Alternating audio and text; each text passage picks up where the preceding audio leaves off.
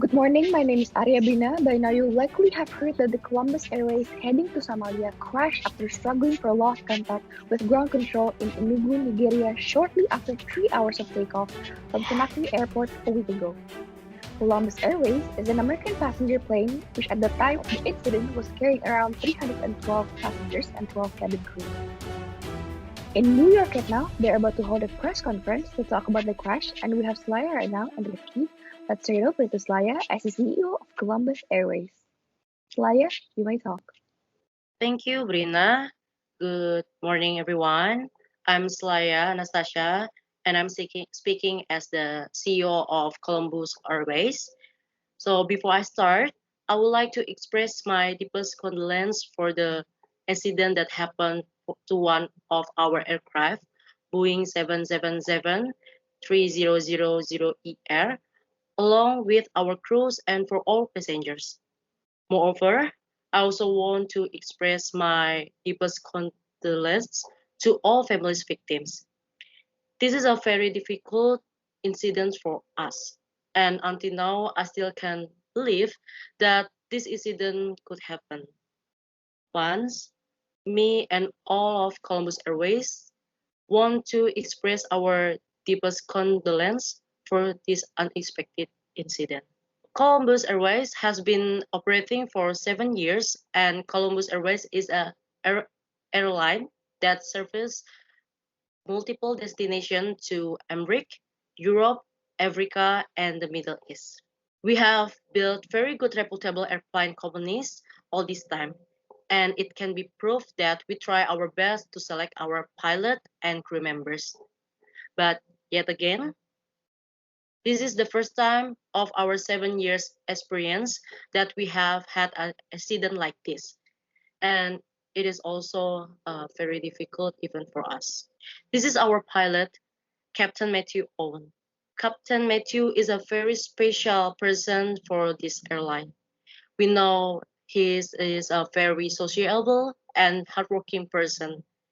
Matthew Owen is qualified pilot. He has gone through many tests to become our qualified pilot. His flying experience is immense, and he never once in his tenure let us down. It is very painful that Columbia Airways lost of our best crew like him. Not to mention co-pilot Roger Nick. Actually, Roger is my best friend and friend for all Columbus Airways crew.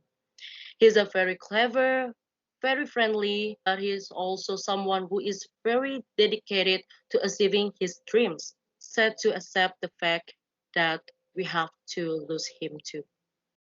Okay, Ms. Slaya, go ahead. What do you have in here? Here are the list of our cabin crew and passengers' names in the plane. And let's take a moment of silence for those who died in this tragedy.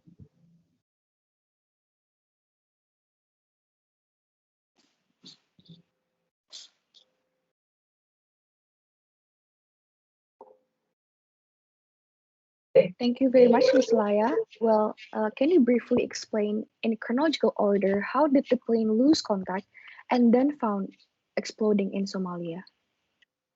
Okay, sure. Based on this map, we can see for the chronology at 8 p.m. in June 14, plane took off from John F. Kennedy Airport to Rio de Janeiro International Airport, Brazil, and arrived there at 35 past 1 p.m. in the New York time.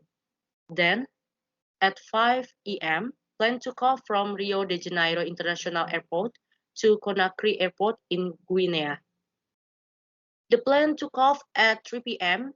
and headed for the final route, Cairo Airport in Egypt.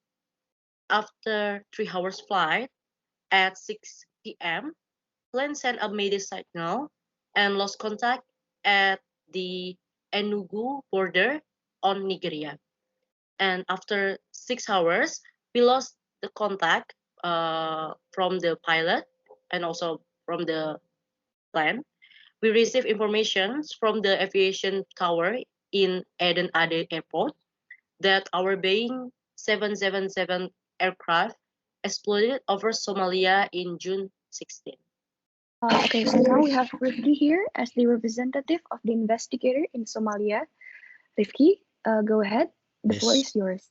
we want to report that this tragedy is a very complicated tragedy because, first of all, it includes the first time of the Somalian has seen a plane crash like this. As we investigate this case, our team have reported that the suspect of the attack behind this would be the Somalian pirates, or let's say the Somalian terrorist group.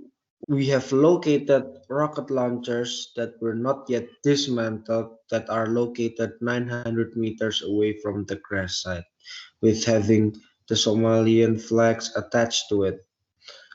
Although the Somalian pirates were usually famous for hijacking boats or cargo ships that has ever crossed from the Somalian Sea, this is why it may be their first time attacking an airborne aircraft with an intention that may not be as useful as they usually hijack. As we searched the bodies and the crash site of the plane, we compiled some evidence that this may seem more complicated than it might be. Well, our team has been investigating it for a week now, and what we found out may be one of the most unique results after our investigating history. Me, as a reporter, want to give a deepest condolence to the cabin crew and the people that have died in the aircraft. Okay, Mr. Rifki, first of all, I want to ask you, do you think the Somalian pirates attempt to enter the aircraft cabin? Go ahead.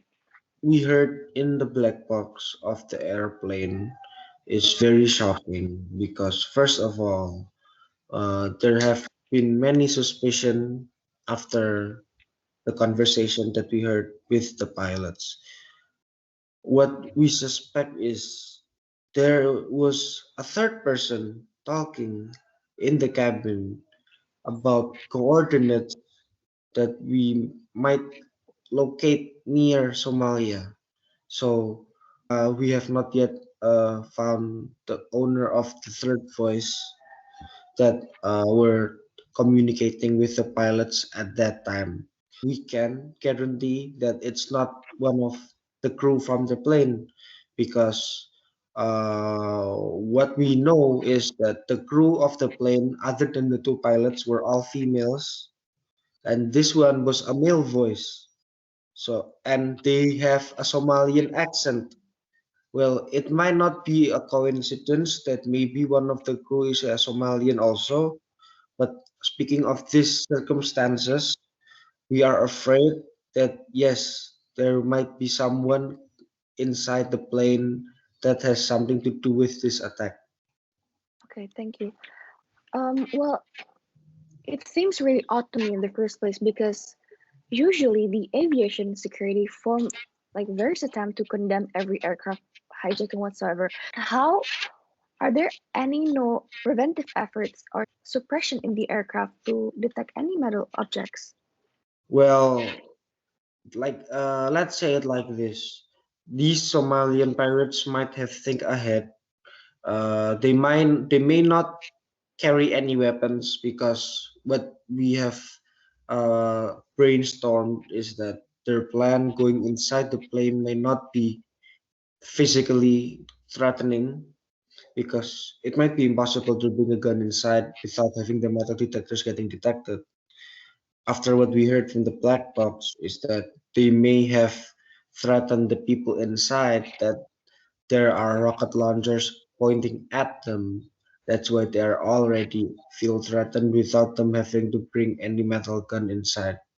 So yes, I think that these Somalian pirates have already think ahead with taking every precaution. Well, I hope this investigation will soon be end, and I want to ask to Miss Salaya, What steps has the Columbus has already taken to the victim's family?